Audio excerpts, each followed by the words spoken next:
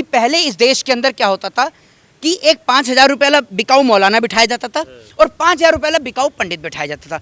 इन दोनों को आपस में बड़ी तेजी से लड़ाया जाता था और जिसके बाद पूरे देश का माहौल खराब किया जाता था। लेकिन अब इसमें थोड़ा सा संशोधन कर दिया गया है, या फिर आप कह दीजिए कि समय की तब्दीली कर दी गई है। लोग जागरूक हो गए हैं और जो मीडिया है, गोदी मीडिया, उसने अपनी टीआरपी बढ़ाने के लिए इसमें एक नया चीज़ लेके आई है। और नया कॉन्सेप्ट ये है कि अब 5,000 रुपये वाले बिकाऊ मौलाना को हटाकर बाबाओं को बाबा से लड़ाने का काम किया जा रहा है। आपने देखा ना, एक और आईआईटी वाले बाबा और दूसरे बाबा को बिठाल दिया। मतलब देश में और समाज में कोई मुद्दे बचे ही नहीं है। अभी आपने देखा एक व्यक्ति को घोड़ी चढ़ने के पीछे मार दिया गया, वहां पर दुल्हन को पीटा गया कितनी बुरी तरीके से मथुरा में। इन मुद्दों पर कहीं कोई चर्चा नहीं है।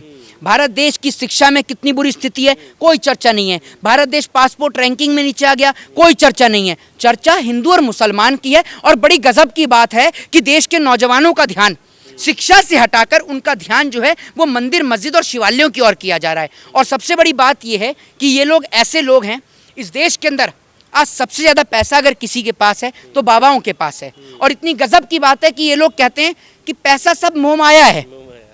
पैसे को कहते हैं कि पैसा सब मोह माया है। और इनसे पूछो कि सबसे ज़्यादा मोह माया तो आप ही के पास है, सबसे ज़्यादा मोह माया तो आप ही के पास है। आज आप एक बात मुझे देख लीजिए कि ये लोग बाबा जो ये लोगों को कहते हैं कि पैसा मोह माया है, ये खुद बड़ी बड़ी गाड़ियों से चल रहे हैं। ऑडी, मर्सिडीज, रेंज रोवर से ये लोग चलते हैं। और देश की आम जनता जो उन्हें चंदा देती है, उनके पास बेचारों के पास खाने को रोटी नहीं है। वृद्धाश्रम में माँ बाप हैं और ये लोग आराम का जीवन जी रहे हैं। ये लोग आप सोच कर देखिए। पर जिस तरह से लड़ाया गया और टेलीविजन ने इसको ब्रॉडकास्ट किया लाइव, कोई कट नहीं लगाया। वहाँ पर आरोप लग रहे थे कि तुम पाकिस्तान के एजेंट हो, पाकिस्तान, हिंदुस्तान, ये सब कुछ चल रहा है। असल में क्या होता है, अगर एक गली मोहल्ले में भी लड़ाई होती है ना, गली मोहल्ले की लड़ाई में भी इतना आपा नहीं खोया जाता जितना आपा नेशनल चैनल ने अपना खो रखा है। नेशनल चैनल पर आए दिन कभी जूता खुल जाता है, लाइव डिबेट की बता रहा हूँ, कभी गाली दे दी जाती है, ओपन गाली दे दी जाती है। और प्रवक्ता ऐसे ऐसे घटिया स्तर के होते हैं जो गालियां दे रहे हैं बैठकर। और शर्म की बात यह है कि जिसको इस देश का फोर्थ पिलर ऑफ डेमोक्रेसी कहा जाता है, वो फोर्थ पिलर ऑफ डेमोक्रेसी उसका लाइव प्रसारण करती है। आप सोच कर देखिए, एक पत्रकार जो हमारे जो जनरल जो विपिन रावत थे, उनका नाम भूल जाता है। सोचिए, पता नहीं कौन सा नशा करके आता है, उसका क्या नाम था, मैं नाम उसका भूल रहा हूँ, दीपक चौरसिया, समझ रहे हैं। वो नशा करके या दारू पी के पता नहीं न्यूज़ स्टूडियो रूम में घुस जाता है।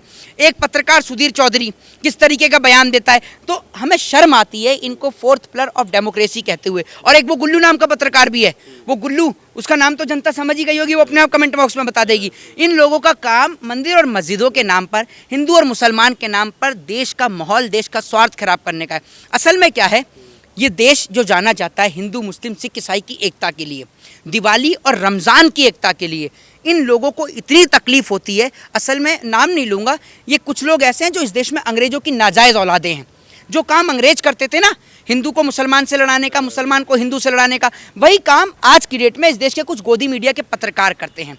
उनको ये देश एकता के साथ अच्छा नहीं लगता, इसलिए इस देश के लोगों को लड़ाने का काम करते हैं। बस उनके फ़ोन पर एक मैसेज आना चाहिए कि पेटीएम पर फलाने को इतने रुपए ट्रांसफ़र हुए, और पेटीएम आ जाने के बाद तो वो ऐसा करते हैं हिंदू मुसलमान के नाम पर कि बस आप ये समझ लो कि अभी लड़वा देंगे। और बड़ी बात तो ये है कि स्क्रिप्ट भी यही लोग तैयार करके देते हैं। और जब हिंदू मुसलमान हो जाता है, उसी के बाद मौलाना साहब भी और वो पंडित जी भी दोनों एक साथ बैठ के चाय की चुस्कियाँ लेते हैं। और बड़े गजब की बात है कि इनको लेने के लिए भी खुद न्यूज़ की गाड़ियाँ जाती हैं और छोड़ने के लिए भी गाड़ियाँ आती हैं, और साथ में इनको पैसा भी दिया जाता है। मतलब देश में धर्म के नाम का उत्पाद फैलाने वालों को पैसा दिया जाता है। बड़ी गजब की इसको फोर्थ पिलर ऑफ डेमोक्रेसी कहा गया है। मैं तो नहीं मानता कि फोर्थ पिलर ऑफ डेमोक्रेसी है, ये तो दंगे का फोर्थ पिलर है, फर्स्ट पिलर है दंगे का, ये आप समझ लीजिए। पर ये इसको ये कहते हैं कि सनातन युग चल रहा है। देखो बाबाओं को कैसे स्टेज मिल रहा है, पहले कोई पूछता तक नहीं था।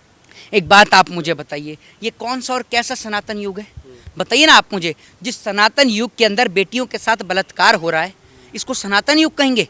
बताइए ना आप मुझे। जब राम के समय में जब रावण सीता को उठाकर ले गया तो लंका दहन कर दी गई। और आज ये लोग जो जात पात के नाम पर लड़ रहे हैं ना, राम ने सबरी के जूते बेर खाए, ठीक है, राम को नौका पार कराने वाले मलाह थे।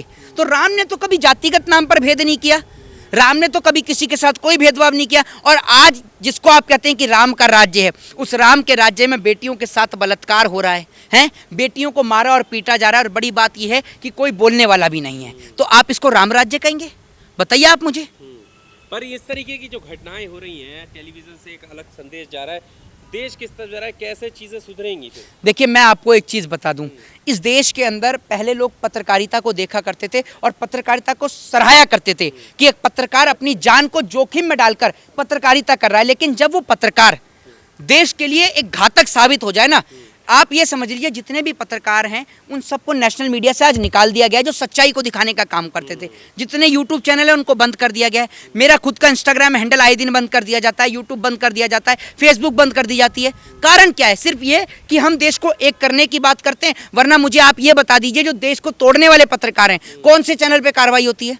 कौन से चैनल पे कार्रवाई होती है? किसका चैनल बंद होता है? किसी का चैनल नहीं बंद होता। ये बात आज देश के लोगों को समझने की जरूरत है कि जो ताकत देश की एकता और यूनिटी में, वो ताकत अकेले रहने में नहीं है। तो मैं आपसे यही कहना चाहूँगा अंत में कि जात पात धर्म और मजहब की इन दीवारों को तोड़ें और भारत देश के लिए सोचें। उस 21वीं सदी के भारत में एक व्यक्ति के ऊपर पेशाब कर दिया जाता है, एक व्यक्ति को मूंछ बढ़ाने पर मार दिया जाता है, एक छोटे बच्चे को जिसको ये नहीं पता कि उसकी जाति क्या है, उसका धर्म क्या है, उसका मजहब क्या है, उसको पानी पीने पर मार दिया जाता है। तो आप सोचिए ना, हम किस समाज में जी रहे हैं, हम किस देश में जी रहे हैं, कैसे देश में जी रहे हैं। इस देश के अंदर जातिगत शोषण करने वालों को अगर फांसी पर लटका दिया जाए ना, 2 को फांसी दे दी जाए, तो तीसरे की हिम्मत नहीं होगी कि किसी का भी जाति के नाम पर शोषण किया जाए। ये अपनी कास्ट को छोड़कर किसी शेड्यूल कास्ट में अपनी बेटी की शादी करेंगे? बताइए आप मुझे।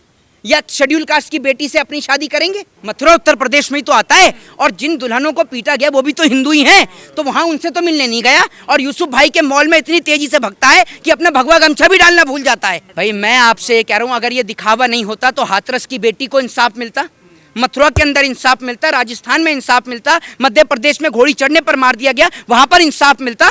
21वीं सदी के भारत में ही आपने स्थिति देश की बना रखी है, तो आपको तो शर्म आनी चाहिए। सिर्फ उसका दोस्त क्या था कि वो एक शेड्यूल कास्ट से बिलोंग करती थी, इसलिए उसके साथ इस तरीके का दुर्व्यवहार हुआ। देखिए पहली बात तो मैं आपको एक चीज बताऊं कि इस देश के अंदर हम लोग अपनी माँ से ज़्यादा अपनी भारत माँ से प्यार करते हैं। और कोई भी व्यक्ति अगर इस देश में रहकर, इस देश का अनाज खा के, इस देश का पानी पी के अगर वो बयान देता है हमारे देश के खिलाफ, तो ये सरासर गलत है। और इस बात का मैं क्या, भारत देश के अंदर रहने वाला कोई भी व्यक्ति उसकी इस बात का साथ नहीं देगा। दूसरी सबसे बड़ी बात ये कि IIT बाबा जैसे लोग, मैं इनको ढोंगी बाबा कहूँगा, क्योंकि ये लोग जो भारत देश के नहीं वो किसी के नहीं, और जो भारत देश का नहीं हो सकता, इस देश के तिरंगे का नहीं हो सकता, वो किसी का नहीं हो सकता। ये बात आप समझ लीजिए। उस व्यक्ति ने भारत देश को हराने की बात करी, और मैं आपको बताऊं, जो हमारे मुल्क में रह के हमारे मुल्क को हराने की बात करेगा, उसकी जगह भारत देश में नहीं, उसकी पाकिस्तान में ही है, वो वहाँ जाकर रहे। तो मैं यही कहना चाहूँगा कि IIT वाले बाबा को तो पाकिस्तान भेज देना चाहिए, और असल में ऐसे ही लोगों को भेजना चाहिए जो बात पाकिस्तान की करते हैं। दूसरी सबसे बड़ी बात यह है कि एक व्यक्ति के घर पे चल जाता है, दूसरे घर पर नहीं चलता। इनके भी घर पे बुलडोजर चलाना चाहिए और इनको भी उठा के जेल में बंद करना चाहिए फिर। और लेकिन सबसे बड़ी बात तो ये है कि आज देश में इतने सारे मुद्दे हैं। भारत देश पासपोर्ट की रैंकिंग में नीचे आ चुका है। भारत देश के अंदर आप भारत देश की इकोनॉमी को देख लें, भारत देश के डेवलपमेंट के देख लें, भारत देश के अंदर हो रहे महिलाओं के ऊपर अत्याचार और शोषण को देख लें, दिन प्रतिदिन बढ़ता जा रहा है। लेकिन टेलीविज़न खोलो या अखबार उठाकर देख लो, कहीं पर भी चर्चा इन मुद्दों पर नहीं है। अगर सुबह का अखबार पढ़ते हो तो सुबह के अखबार में पहली हेडलाइंस मिलती है कि आज इस मंदिर पे या आज इस मस्जिद पे चर्चा। टीवी खोल के देखो तो मंदिर और मस्जिदों पे चर्चा।